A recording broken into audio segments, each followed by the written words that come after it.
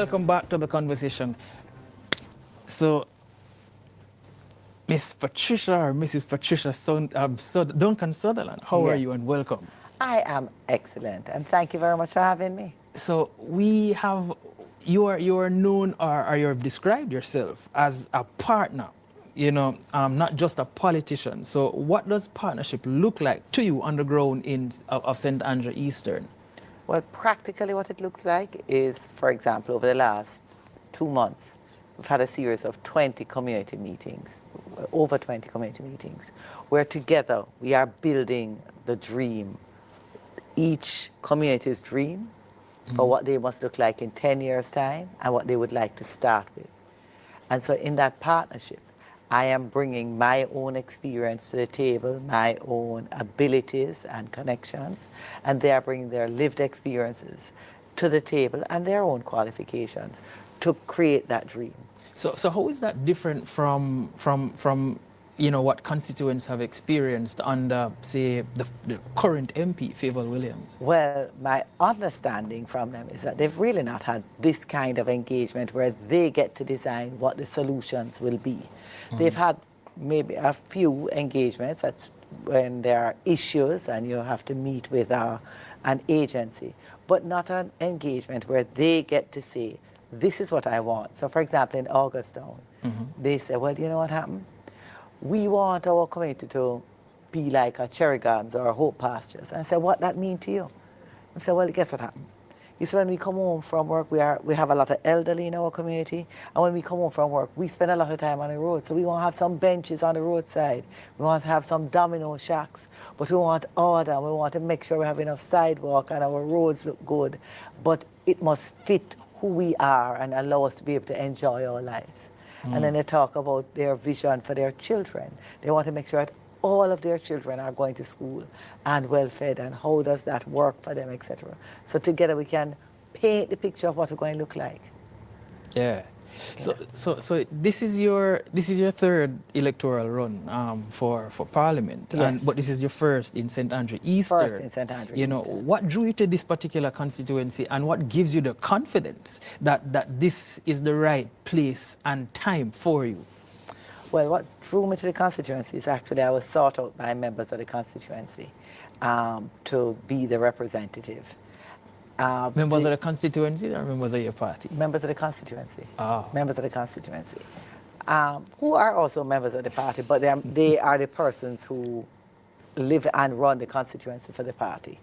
So they sought me out as a representative. They thought I'd be an appropriate representative. Why did I say yes? I said yes because when I looked at the constituency, my area, I am the spokesperson for social transformation and protection. It has a good mix of the socioeconomic structures of our country. We have the August Towns, your Jarrett Lane, your Hope Pastures, your Mona, your Karachi. So you have a good mix of everybody in the constituency.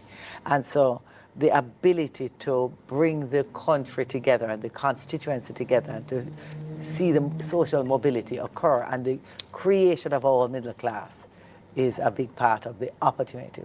You come to politics to make a difference, right?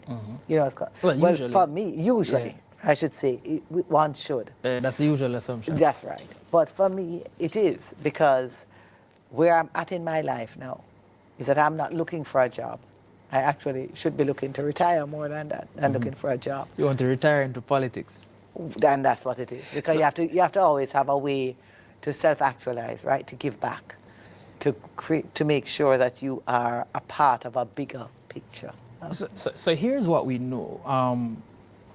You know, whether it's anecdotally or otherwise, you are not unfamiliar to that particular constituency.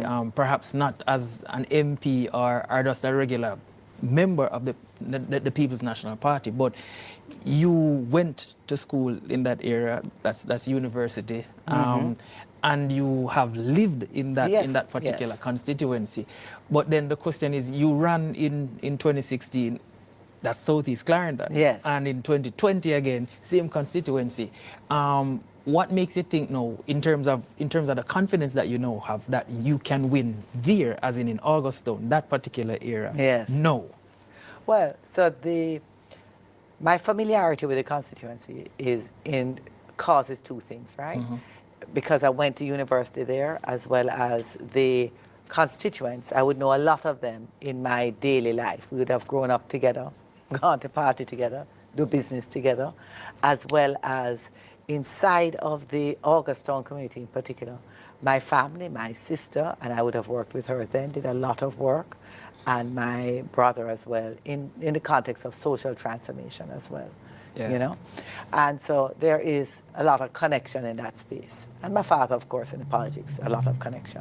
What makes a difference now between Southeast Clarendon and Eastern St. Andrew? Two things. Southeast Clarendon is a constituency that is primarily dominated by the Jamaica Labour Party. It's the constituency of Alexander Bustamante, the constituency of Shearer, right? We had won it twice before, once with Peter Bunting, and then the next election, we won it, right? And then after that, we had not held it. So I did a lot of work there organizing and creating a good PNP organization there, Yeah. right? Hopefully that my successor will be able to build on that. Because that's the whole point, right? Because when you go into politics, even as opposition, you're building an organization, you're building a sense of community. You want a reason for people to want to be involved in politics. And we're able to do quite a bit of that because we increased the vote significantly there. So how would that be different now than, let's say, in Eastern St. Andrew? Because Eastern I'm looking St. Andrew now is a more marginal seat. Well, you say marginal, but I'm thinking that, all right, so the current MP, Favour Williams, this is her second term, and she's looking for a third term, Yes. obviously. But prior to her, it would have been Andre Hilton for a bit. But then prior to him, it would have been a member of the Jamaica Labour Party. Yes, So and then prior to that, there was Colin Campbell. So it's a marginal seat that flips, and it's not usually won by more than, it's always under 200 votes. Well, except in 2020, and I would call 2020 election an aberration. So that was between Favour and Venetia. Yes. Right. So and it's, 50. and the change, the shift in Eastern St. Andrew was in keeping with the national shift, where we saw almost every constituency losing close to 2,000 votes. Yeah, because for the PNP. There, she won by a good margin. It was 39% of the votes going to Venetia, with 59% roughly going to Favour. So, but how do you plan to change that though? Because when you run the comparison, the overall country has determined that is to be changed. Oh. When we say time come, it really means time come. I think the national swing is clear that the Jamaicans are now fully disenchanted with the quality of governance that we have had and the outcomes that have been produced. When you look at our roads, when you look at our hospitals, when you look at our education system, when you look at national security, even with the gains made now with respect to the murder rate, there is still concern with the level of police killings in that space, right? So there is concern as to whether we are on the right track, and even with the economic, not growth, but economic stability, because there has been no growth, it's not translating to the people on the ground. But when you say there's no growth, though, unpack that a little for us to understand. What do you mean when you say there has been no growth? You know. Well, but the economic indicators is no growth. It's 0 to. All of our growth has been under 1%, and in fact, last year we had a situation where we had some negative growth. So the only time where we had any significant growth is a recovery from COVID, where we had significant decline. After 2020. So the economy has not grown. So our productivity has gone down. And even though we say we have almost near full employment based on what they are suggesting, there is a large number of people who are not looking for jobs because they have lost hope. You have 700,000 people in Jamaica who are not looking for an employment. That is a real problem. So you're saying that they are not looking for employment because they have lost hope as opposed to something else? Yeah, because where are they going to find a job? There's no availability of jobs. Jobs are not abound in Jamaica. So what was said, and if I'm not mistaken, it was said by Mark Golding that Jamaica is Well, yes, there's low employment, but there's low skill and there's low wage. Would those be some of the reasons why persons are not looking to join the pool of employment? Listen, if you are believing that you can get employed, you would seek employment because you would prefer not to not eat. You know, at the same time, when we're talking about this full employment, we still have a statistic that says 58% of Jamaicans don't eat a nutritious meal every day. There are some who skip meals, there are some who don't eat every day. And which is the part of the reason why, as a party, and critical to even the visions that have come out of the community meetings that I've had, is that 1 meal per day to ensure that every child in our school system gets 1 meal per day. So the impression that we could draw from that then is that not much has changed under either of the political parties then, because that was something that I've heard under the previous administration. I know that's the same thing, so not much has changed then.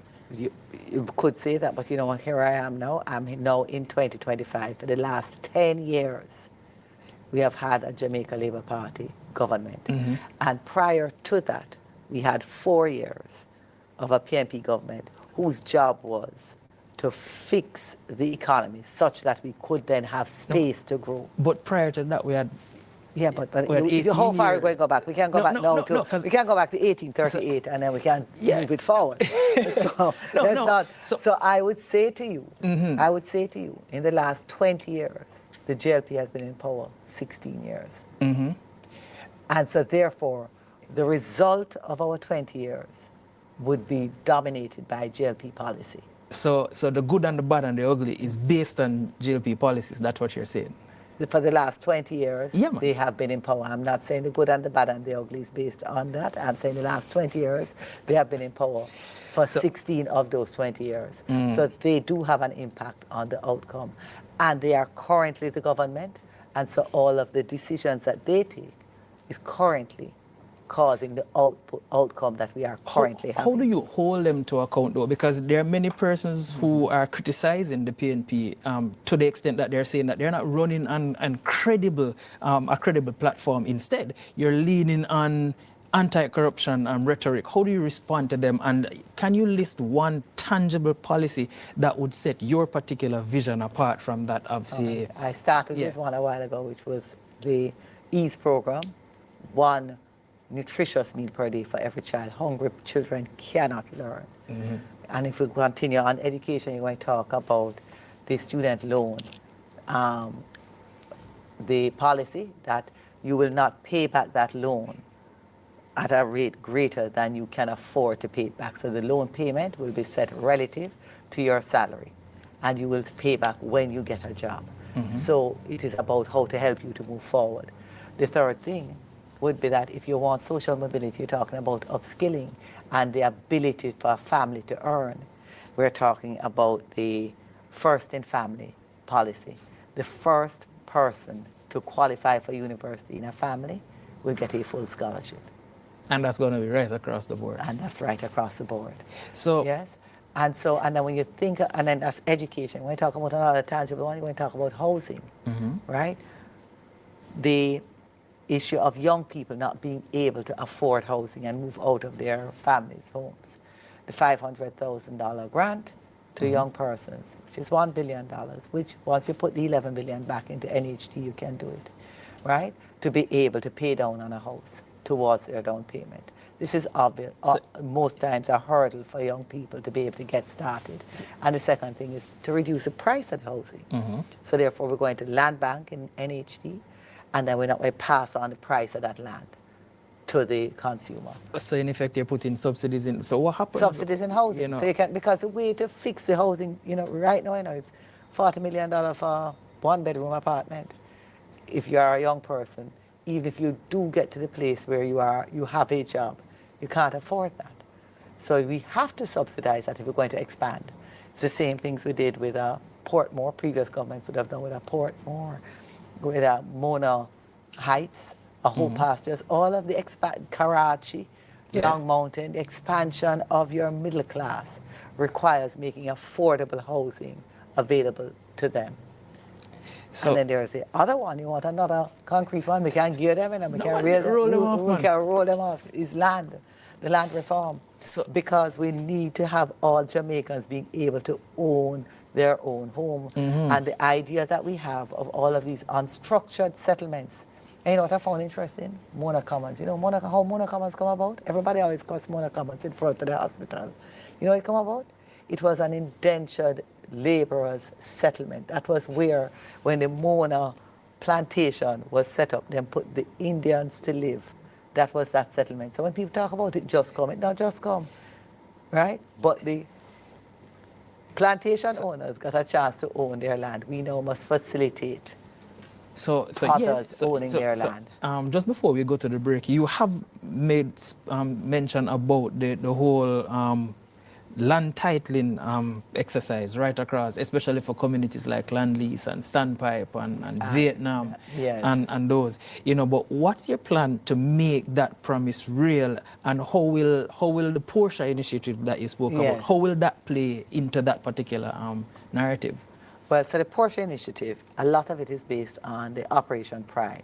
Operation Pride ran into some problems because there were some administrative issues and there were some allegations of impropriety. Yeah. But you can fix that because the essence of it was good. It is a way that you're going to facilitate the transfer of the lands.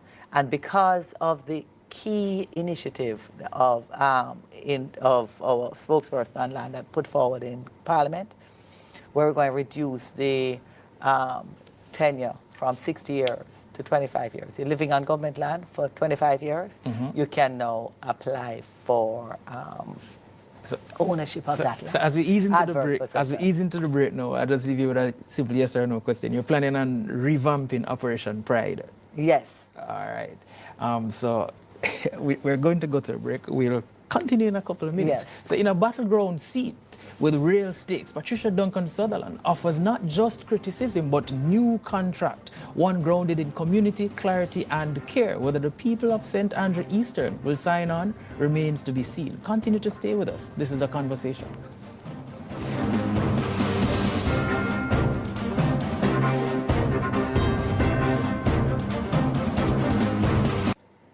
So we know that you have mentioned earlier the whole issue of the age limit for the workers. One of the things that have come to mind as soon as you started talking about that is that should I desire to work beyond the retirement age, what kind of policies, what will you or what can you put in place to ensure that my rights are protected so that I am not exploited, as well as broadening the pie so that those who feel as though that there's no space for a promotion, they can also still benefit? Right. So in the context of protecting, there are two things, right? I think we need to strengthen the Equal Pay for Equal Work Act. It doesn't serve women effectively right now. You still have that pay gap between men and women for the same job. So I think the same thing would happen with the elderly to the young. That's as big an issue here, though, in our context? Right now, Jamaican women earn 80% of what men earn for the same job. Yeah. In 2025, in 2025, that is what reality. But also, in addition to that, in the same way you have a children's advocate, you would want to have an elderly advocate.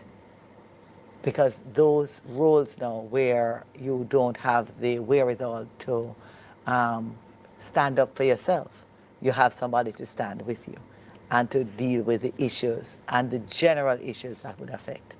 There's a third thing that needs to occur as you introduce your Elderly Care Act, is that you would need to have an elderly council. We have one now, but I think we need to strengthen it, that we would be continuously looking at the guidelines and the policies that we're putting in place to help the elderly in that space.